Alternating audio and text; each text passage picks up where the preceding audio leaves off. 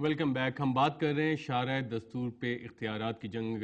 Centre bag साहब, break पे जाने से पहले अफजल चंद साहब ने एक पॉइंट उठाया कि जो भी नई जुडिशल पॉलिसी आती है वो लगता ही है कि शायद पीपल्स पार्टी के खिलाफ कोई जुडिशल एक्टिविज्म की पॉलिसी। आप इससे एग्री करते हैं? और फवाद चौधरी साहब ने एक बहुत लंबी चार्जशीट भी बताई कि स्टील मिल्स का केस हो, शुगर का हो, या हाई कोर्ट ने ट्रेन के इशू पे हो। और इस एड्रेस में भी चीफ जस्टिस साहब ने कहा कि जी ultra vires of the constitution हुकूमत काम कर रही है। कुछ केसेस भी उन्होंने मेंशन किए जिससे कि शायद एग्जीक्यूटिव ब्रांच ऑफ हुकूमत जो है वो नाला है सुप्रीम कोर्ट से।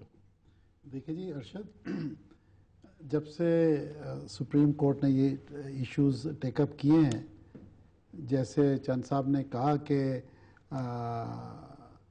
पीपल्स पार्टी टारगेट बनी हुई है और पीपल्स पार्टी की लीडरशिप के केसेस एनआरओ के खिलाफ आ रहे हैं।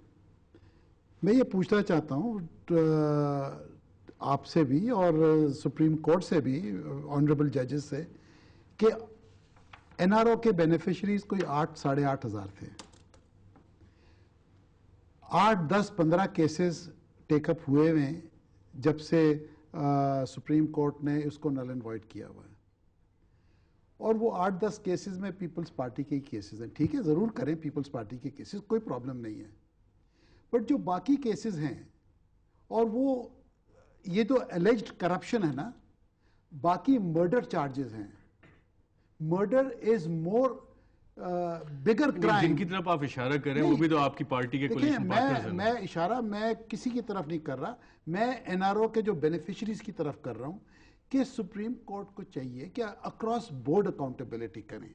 अकाउंटेबिलिटी से किसी को डर नहीं है, जरूर करें आप, बट अक्रॉस बोर्ड हो। बाकी केसेस पे कोई फॉलो अप नहीं हो। खुदा न खास्ता ये कहना चाह रहे हैं सुप्रीम कोर्ट सिलेक्टिव है, बायस्ड है? नहीं, मैं ये नहीं कह रहा, मुझे ऐसे नजर आ रहा है जो बाकी जो केसेस हैं, जो मर्डर चार्जेस हैं, मैं कभी आज तक मीडिया में मैंने नहीं सुना कि जी सिंध हाई कोर्ट के अंदर या पंजाब हाई कोर्ट में या किसी और लोअर कोर्ट्स के अंदर कोई मर्डर चार्जेस चल रहे हैं जो एनआरओ पे जिन्होंने बेनिफिट लिया है। बड़ी वाज़ेह बात है। इस वक्त प्रोग्राम की सेटिंग ऐसी है कुछ कि एक तरफ जनरल साहब का नुमाइंदा बैठा है जिसने एनआरओ जारी किया, दूसरी तरफ ये दोनों वो उस पार्टी का तलक है जिन्होंने एनआरओ से फायदा उठाया। सो फायदा देने वाले और फायदा उठाने वाले बैठ के ये दोनों बैठ के ये तय कर रहे हैं कि अख्तियारात की जंग में ये दोनों ये तय कर रहे हैं कि अख्तियारात की जंग में कौन सही और कौन गलत है।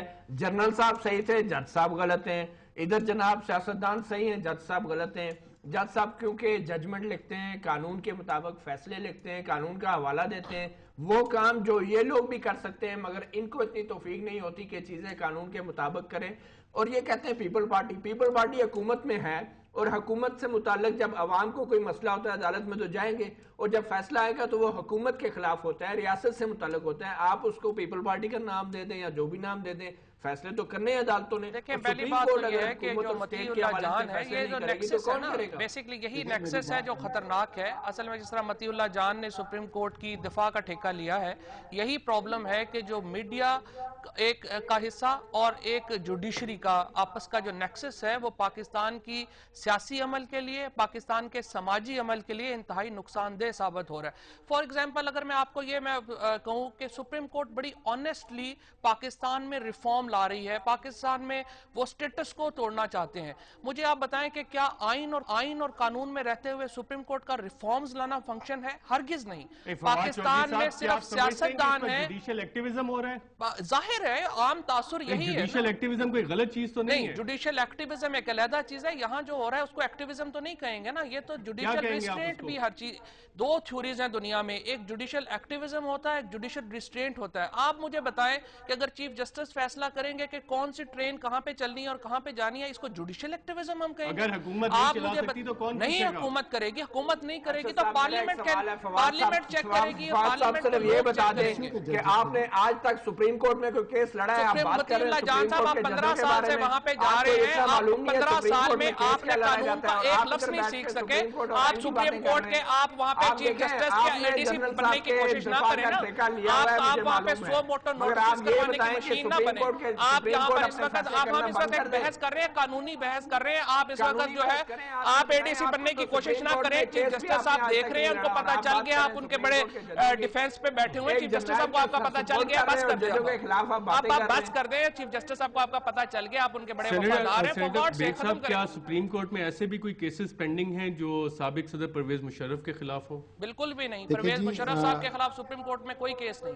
पीपल्स पार्टी ने, फवाद चौधरी साहब कह रहे हैं कोई केस नहीं है। पीपल्स पार्टी ने जब जनरल मुशर्रफ पावर में थे, ये हमने जो केसेस फाइल किए हैं नैब में, यानी ऑफ करप्शंस हर किस्म के, ये 2000 से लेके 2008 तक ये कोई तकरीबन 50 के करीब करप्शन केसेस हैं। यानी मेरी बात सुनिए, आप इस तरीके से इंटरवेंशन अगर करते रहेंगे, यानी आप लोग चाहते ये हैं कि जो पॉलिटिकल लीडरशिप है पाकिस्तान की, चाहे अक्रॉस द बोर्ड, उसकी तो आप धज्जियां उड़ा दें। जब आप कभी अकाउंटेबिलिटी जजेस की करेंगे?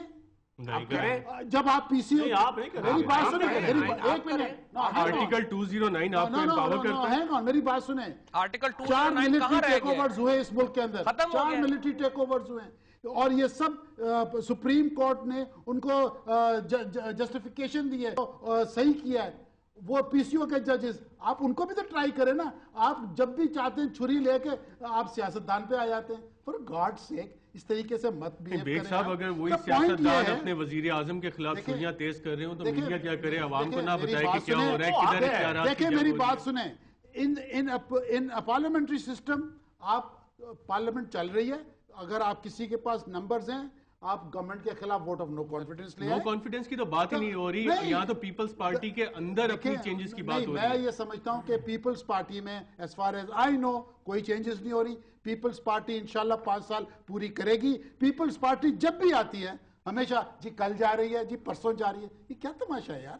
लेट पीपल्स पार्टी एक वाहिद पार्टी है जो चारों सूबों में है, और उसके फाउंडेशंस इतने स्ट्रांग हैं कि मिलिट्री डिक्टेटर्स ने अपनी जान की बाजी लगा दी पीपल्स पार्टी को टस का मसला। एक वजीर आजम तो आप पैदा नहीं कर सके। मेरी बात सुनिए, बेनजीर भुट्टो के कत्ल के बाद आज ये हाल है कि आपका वजीर आजम तकरीर में कहता है कि मेरा ख्याल ना करें, कम से कम उन 20 लाख 20 मिलियन लोगों का ख्याल करें, हुकूमत को गैर आईनी तरीके से चेंज ना करें। ये हमारे वजीर आजम की और क्या कहे वजीर आजम, ये वो मिन्नतें कर रहे हैं उन गैर आईनी फोर्सेस की। मेरी बात सुनो, पीपल्स पार्टी एक वजीर आजम आप पैदा नहीं कर सके। आप पीपल्स पार्टी की बात सुने, आज बातें हो रही है वजीर आजम को तब्दील करने की। पीपल्स पार्टी को पाकिस्तान की अवाम ने इलेक्ट किया, पीपल्स पार्टी को पाकिस्तान की अवाम ने इंस्टॉल किया। अगर आपके पास इतना बस है, आप एजिटेशन करें, आप जाएं सड़कों पे जाएं, आप पीपल्स पार्टी के खिलाफ टॉपल करें पीपल्स पार्टी को। लोगों को बेवकूफ ना बनाएं, हकायत का सामना करें। हकायत ये है कि आपके पास वजीर आजम नहीं है जो 5 साल पूरे कर सके। ये करेगा मेरा ख्याल है। वजीर आजम नहीं है, वजीर आजम का खिलौना नहीं है जिसकी 5 साल गारंटी हो। यूसुफ रजा गिलानी साहब ने 2.5 साल तो कर ही लिए हैं। नहीं, एक मिनट, और मैं अपने भाई को जवाब देता हूं। 2.5 साल करेंगे, पीपल्स पार्टी कहीं नहीं जाती। आप चाहे जितनी कोशिश कर लें, we will complete our term. Baig साहब, इस पे हम अपनी गुफ्तगू जारी रखेंगे एक छोटे से वक्फे के बाद।